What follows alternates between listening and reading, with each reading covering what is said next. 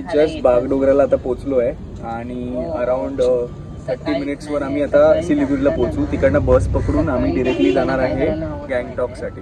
तर सिलिगुरीवरनं आता आम्ही बस पकडली. जस्ट आता आम्ही आलो आहे गँगटॉकला आणि जस्ट चेक इन केलं आहे.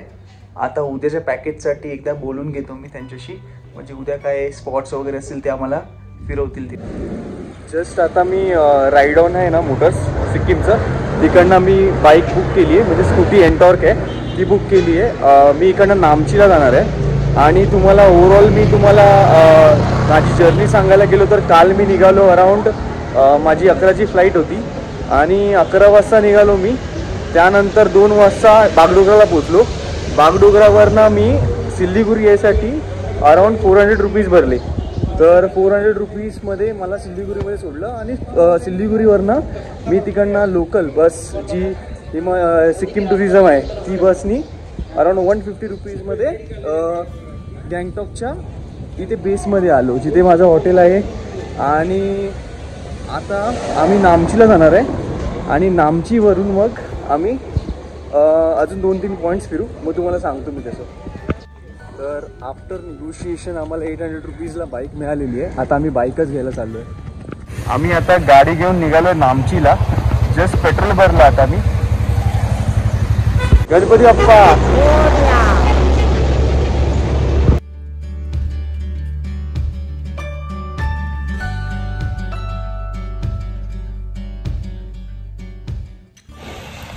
तर आहे टिस्टा ब्रिज आणि इथे रिव्हर राफ्टिंग सुद्धा होते पुढे.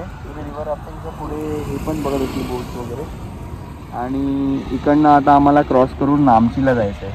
मित्रांनो, थोडा वेळ थांबल्यानंतर हा टिस्टा रिव्हरचा एक व्ह्यू मिळतोय बघायला. खूपच छान व्ह्यू आहे.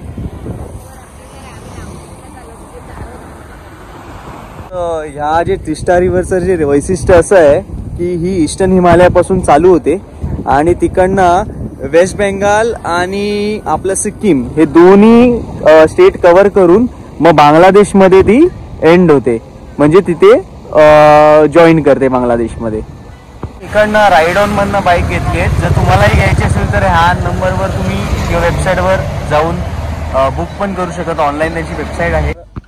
तर हे कॅलिम्पॉंगची बॉर्डर आहे, तिथे आपण टिस्टा रिव्हर बघितली होती. तिकडचा हा आता स्टार्टिंगचा गेट आहे कॅलिम्पॉंगचा. सो इथून 2 रूट जातात, एक तो जोरेतॉनला आणि एक इथून जातो नामचीला. तर Namchi is like 9 kilometers from here.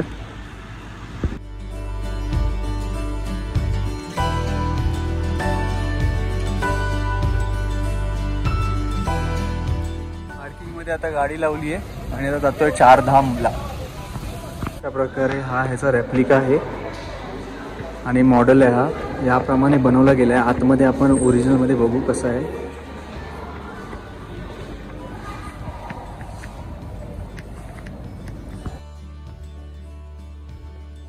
Siddheshwar द्वारच्या बरोबर आतमध्ये गेल्या गेल्या असं भव्य असं शंकराचं स्मारक बांधलेली आहे.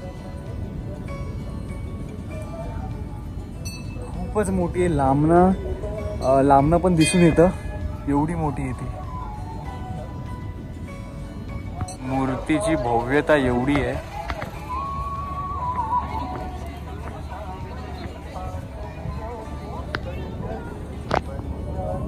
रात्रीचा इथे फाउंटन शो होतो, पण आता आपण गँगटॉकला राहतोय, स्टे करतोय, नामचीला नाही करत आहे, त्यामुळे आपल्याला जमणार नाही रात्रीपर्यंत थांबायला. कारण रस्ते पण असे होते की वळण खूप आहे, त्यामुळे आपल्याला जमणार नाही. शिवलिंग आहे आणि इथे असं आत गेल्यानंतर हे छान असं मूर्ती. छानप्रमाणे आर्किटेक्चर इथे केलेलं आहे आणि त्याप्रमाणेच त्यांच्या खाली स्टोरीज आणि नावं लिहिलेली आहेत आणि इथे पूर्ण त्यांची हिस्ट्री, शिवभगवानांचं सगळ्या काही गोष्टी लिहिल्या गेलेल्या आहेत.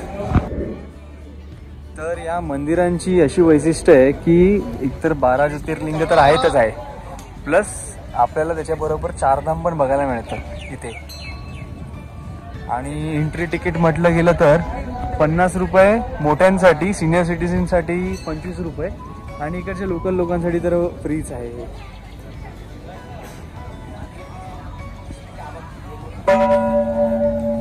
ते जे ऑरेंजमध्ये मंदिर आहेत गोल्डनमध्ये ते त्याच्यामध्ये सगळे 12 ज्योतिर्लिंग आहेत. इकडे सुद्धा आहे, पुढे पण आहे. द्वारकामाईचं टेम्पल बघा इथे आणि साईबाबांचं टेम्पल बनवलं आहे इथे. हे द्वारकामाईचं टेम्पल आहे.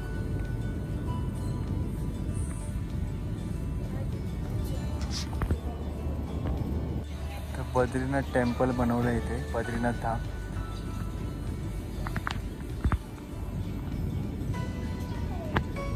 जगन्नाथ धाम आणि त्याचा हार आपली इथं बनवलं गेलं. जगन्नाथ धाम इथे बघू शकतात की किती सुंदर प्रकारे बनवला गेला आहे. जगन्नाथ धामचा हार आपली म्हणजे खूपच इथे सुंदर प्रमाणे प्रत्येक धाम, प्रत्येक ज्योतिर्लिंग एकदम कोरीव पद्धतीत बनवल्या गेलेल्या आहेत. मस्त बनवलं आहे आणि लोकेशन एवढा वरती आहे आणि सर्वात उंच भागावर एवढ्या गोष्टी बनवल्या गेल्या आहेत तिथे. आता आम्ही आलो आहे टेमी गार्डनला, जे टी प्लांटेशनसाठी खूप फेमस आहे आणि सुप्रसिद्धी आहे ह्या टी प्लांटेशनसाठी. कारण इकडनं बरेच टी एक्सपोर्ट होते. लांबपर्यंत बघू शकता तुम्ही, पूर्ण टी गार्डनच आहे ते सगळं. फ्रेंड्स, लांबच्या ट्रिपनंतर खूप थकायला झालं. बाईक राईड अराउंड 190 किलोमीटर्स मी चालवली. त्यामुळे आता थोडा रेस्ट घेतला आहे आम्ही. जेवलो, आता रेस्ट घेणार आहे, झोपणार आहे. सकाळी 6 वाजता अराउंड मला जायचं आहे गणेश टोकला आणि हनुमान टोकला, कारण तेच उघडतं. गणेश टोक 9 वाजता उघडतं. आणि त्यानंतर मग आम्ही जाणार आहे नथुला पासला. असं कळण्यात आलं आहे की नथुला पास बंद झाला आहे ड्यू टू हेवी स्नोफॉल.